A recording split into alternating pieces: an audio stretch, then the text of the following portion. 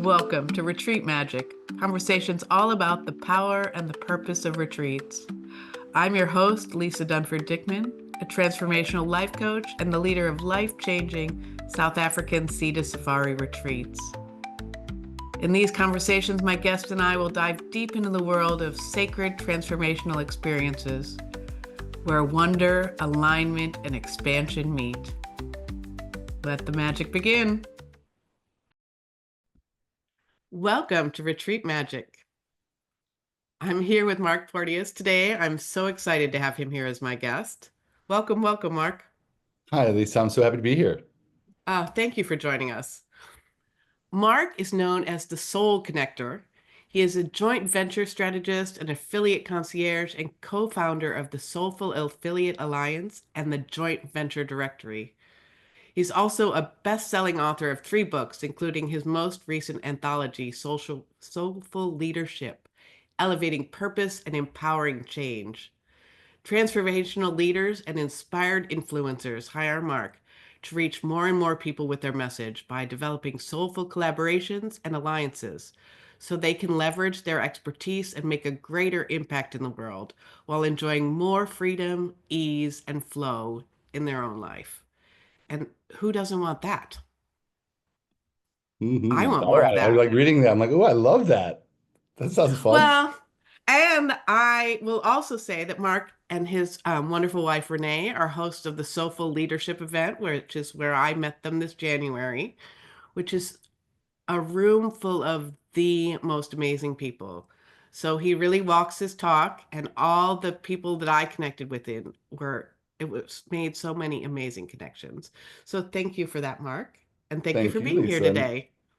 I appreciate that. I'm glad that that's what brought us together. And it's very interesting as it was our sixth annual retreat. And we call it a retreat. The first year was called the Vision, because it was 2020, Vision 2020 Soulful Leadership Mastermind and Retreat. And boy, that was a mouthful. That is a lot of words. It is a lot of words. And so we got rid of the mastermind. We had that as an extra day. It's a part of it. And even then, though, and still as it's grown, it's a kind of a mixture between a conference and a retreat. We try to make it retreaty, but of course, uh, everything that you're doing with Retreat Magic is much more about the intimacy to me. And that's what I keep hearing, how do we make things more intimate and more deeply connected? Yes. And transformational, right? We want there to be a clear before and an after, right? We Mhm. want people to see something they haven't seen before or their energy to be realigned on some level so that they can really take that. It's not about having a peak experience in a moment or having even a restful experience in a moment. It's about really shifting something so that when you go home, you're operating at a different level. I love that definition, description. That's really important to understand. And yeah, a key focus is understanding what is the transformation. And when we talk about our offers, as transformational leaders, teachers, coaches, healers, whatever it is, uh, that's the focus. Is like what is the transformational promise that we Yes. help our clients to achieve? And it's the same thing with the retreat, the way you just described it, about how are you a different person afterwards, and how do you keep that with you rather than it just being a one-off experience? 100%. And you have an offering, which we'll talk about later, coming up later this year in October, to help people do just that, to help retreat leaders um, create profitable and transformational retreats. Yes, I think it's a really good time right now. And obviously, it's something that's a cornerstone of what you do and have been for a very long time. And since 2020, all of the changes that have happened, I think that now more than ever, especially with technology and even AI wasn't around Mm, before then. yes, And the more dependent that we become on technology and artificial intelligence, the more valuable that human connection becomes. I think that's so true. Can you say more about that? Because I think it's just vital, right? To have that human connection and to virtual is great. And we're doing it now Here and we I love are. it. Yeah. And there really is a power to human connection. Mhm. one on And yet one. we are having a human connection now through technology, Yes, true. and hopefully we're connecting with the people that are listening, that you're connecting with us, and we want to have that continued conversation. But when you're together in live in person, when you can hug, there's just something that's about that, whether it's a fist bump or a hug or Or a dance. dance, movement, absolutely. Just being together with people, and especially when you're in a sacred container, when you're in a place, and that's really one of the things that you shared in our last conversation around something that you've learned about hosting retreats is being able to hold that container before, during, and then after. That was a big It's takeaway from true. our last conversation. It's true because it's an arc. It's an arc of this transformation. When a person gets committed to the transformation they're going to have, to the integration they're going to have. And Mhm. when we hold all of it, that's when we translate that connection into a new way of being in the world. I love that. That's the idea, is creating a new way of being. Absolutely. And I think retreats are a great way to to foster this human connection because we're setting aside time for ourselves. Like you say, the host is created a sacred container. Um, and that host is called in certain people, like they're attracted to a host for a reason. So that's Mhm. another layer of connection, isn't it? Absolutely. That's a big part of it. And that's a big part of the ongoing transformation to me is the community. And that retreats are a beautiful way to deepen community, sometimes to add to the community, bring in new people into a retreat that may not have been a part of it, but people that are part of a community, when you meet together, when you're already a part of a community and then you meet in person, it not only deepens it, but it expands it. And it's absolutely amazing the way that it's the whole idea of a mastermind. When two or more people come together, there's something greater that is created between us. It's 100% true. The learning is exponential Exactly. Because we're learning from because you each don't other, not just the host. exactly. So say more about that because that's so true. Yeah, and that's a big part of like as the host, that's a big part of the job. That's part of your role as the host is curating and bringing in the people. And it's not just saying, oh, anybody that will buy a ticket, because you don't want to attract just anybody that will buy a ticket. You want to be really clear on what the transformation is and who you want to have in that room. When I was in high school, my friends used to call me Mark Porteous, because I would throw all the big parties when anytime my mom was out of town and the police would come. It would get rowdy.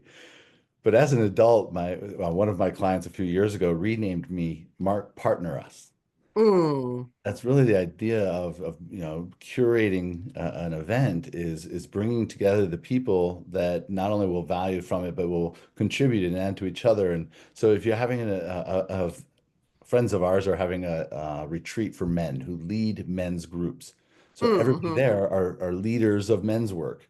If you're doing a retreat, we have another client who does knitting, and she charges $10,000 for 10 women to come and spend 3 days with Oh, her. how amazing. Yes. But there's again, whatever that joined experience is, when you come together in person, not only are you deepening the connection with the individuals, but they're deepening the connections with each other, which adds more Mm. value to your community. And to me, community is the way that we're going to create the change, the new way of being that we're talking about, is by creating those communities and setting those standards and being able to live and walk our talk, as you were talking about before. And I 100% felt that in your soulful leadership event because to be in a room full of people who want to be of service, to be in full a room full of people who are soul led, who, are driven by being the change that they want to see. That just being in that room in itself could be uplifting, can be life changing. But then you add the learning you have from each other. Mhm. I find that themes arise like for different events. Do you find that to be true? And because of the community that's called together. For sure. And quite often I'll bring in a theme that's coming in for the year, something that's either showing up for me or somebody else personally. One of the other things that I like about the themes sometimes is where they are. I know that you love to have yours out in nature with animals, and we have people that do them in Colorado, and we do them in the mountains in North Carolina, and Costa Rica is very, very popular for retreats. So um, being out in nature sometimes will create the theme of the Mm, event as well. that's true. And as you were saying, so the learning is exponential because we're co-creating with each other, we're co-creating with source, we're co-creating with nature, we're co-creating with like the event space, like all of it goes into what's happening. And Mhm. so that one person's epiphany, I very often find that one person's epiphany might be for someone else, not just for them. Mhm. And Absolutely. that learning becomes shared and mirrored. And a lot of times it's a lot easier to see your story through somebody else's telling than if it had happened to you, where, the two by four keeps getting hit over the head. The whispers obviously didn't work. So Right? you need to hear it from somebody else like, hey, that sounds like me. Like, wait, that makes sense. Well, Yes. and it's so true. We can do transformational work alone, and it's certainly possible, but when we're in these special settings, when we've set aside time, when we're making a special place for ourselves, when we're going with the intention of shifting something or transforming something or, coming out the other side with a higher vibration or a new energy or a new knowing of some sort, then that just really allows us this time and space to hear from the other people and like really hear it when we don't have to be hit by that two by four, right? Like Hmm. it can be done alone, but I think it's so much easier and more fun in community and in connection.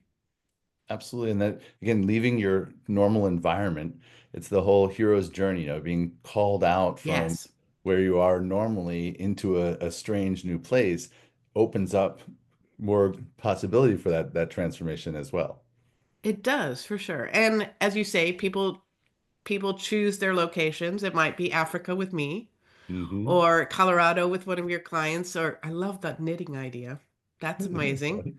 Well, because I really believe that the more personal your business is, the more powerful it is. So, Mhm. someone who loves knitting, that is so wonderful that they're really all in on that. Absolutely, yes. And again, it's whatever's bringing your community together, Yes. and then understanding where you want to move it. What is the idea from this? And even in the knitting, they have the themes that are coming out. And for a lot of people right now, it is wanting to have more experiences. Again, after especially years of lockdown or border closings and everything else, people want to, even if it's just exploring your own country or your own backyard, people wanting to get out, but especially to go somewhere new and different and exotic, uh, Yes. really is calling to people right now more than buying things is having experiences. Well, and that's the definition of what a retreat is. Whether you're having this experience that's out of your ordinary, that's with these new people, and you're creating new neural pathways. You're like, you can't do things the way you've always done them because you're in a new environment, Hmm. and you're making these connections. And I found that you can make lifelong friendships in a week on a retreat. Hmm. Do you find that people you connect stay in Hmm. touch for the long run? Absolutely. And again, this is just even from going back to my own experiences attending other people's retreats and seeing total strangers, bawling and crying and just having these openings. Part of it comes from that curation of the host bringing in the people that will reflect them. And so when you're really conscious about that part, that really has that effect. It And then does. yes, the stories so often reflect each other that they carry on long term because again, you have the same vision, the same deep experience. And when you have an experience like that with somebody, it lasts a lifetime. It's true. And I mean, and it doesn't have to be. For example, on my last retreat, we had this lion who looked as if he was going to climb in the car with us. We were on safari, we're in South Africa. one of my clients had um hadn't maybe had all the best male role models in her life and Mm, had a mixed relationship with male energy. And this amazing male lion walks out of the bush and looks like he's going to climb in her lap. She's completely calm. I was kind of up, but she was eye level with him. And she just stayed completely calm. Our guide got a little jumpy. He revved the engine a little, and the male lion was just trying to walk through, and he jumped in front of our car and went on his way. And you could feel something break open in her. And that's an experience I will never forget. That's an experience she will never forget. That's an experience all the other retreat participants in the car like will never forget.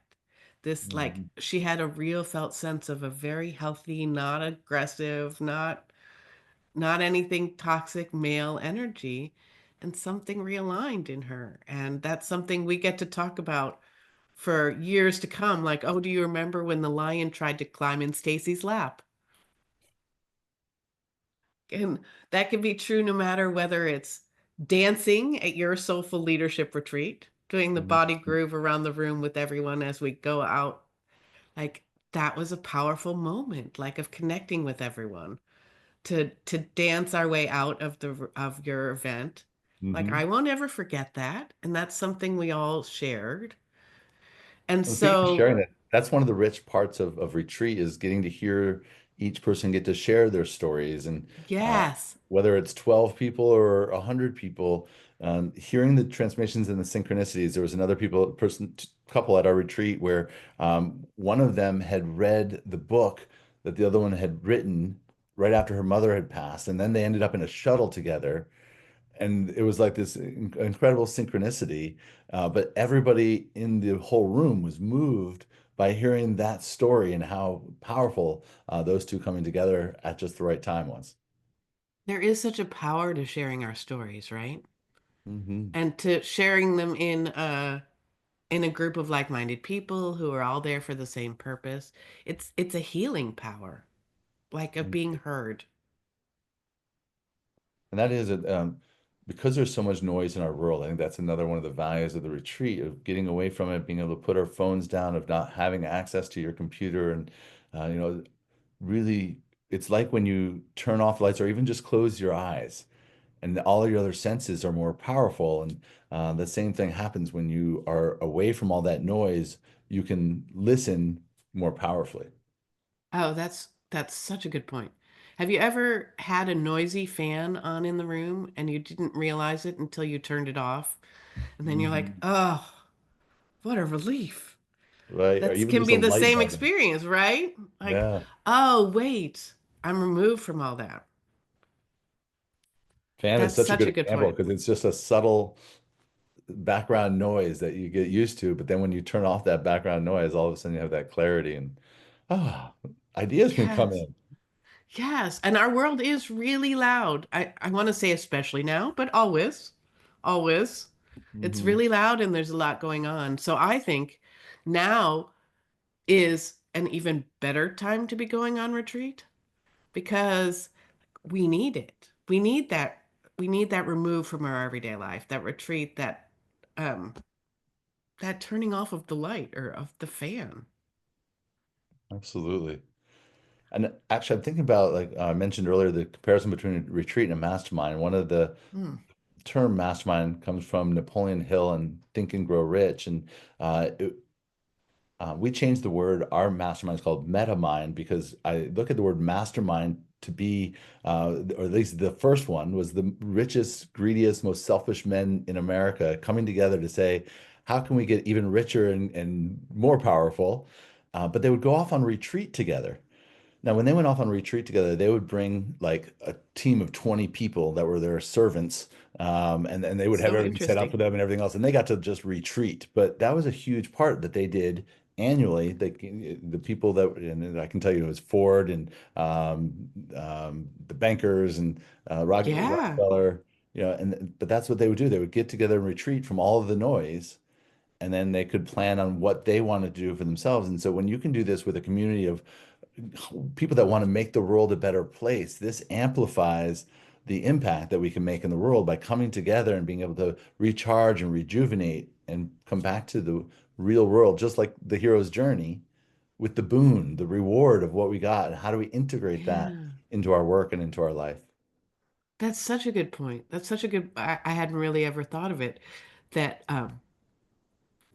that even those powerful um men had been doing that. That's so interesting. I hadn't even thought of that. But you're right. What's the increase in power when we're doing it with a heart-led purpose?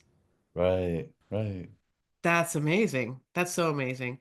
And so I always say to those people who tell me it's selfish to go on retreat, I actually think the opposite is true. I think it's selfish not to, because if you're not giving from overflow to your family, to your community, if you're not taking care of yourself, like, you're not having the most energy you have for your children, for your business, for your whatever. Like, it's very important to take that time out and take that time for your own growth.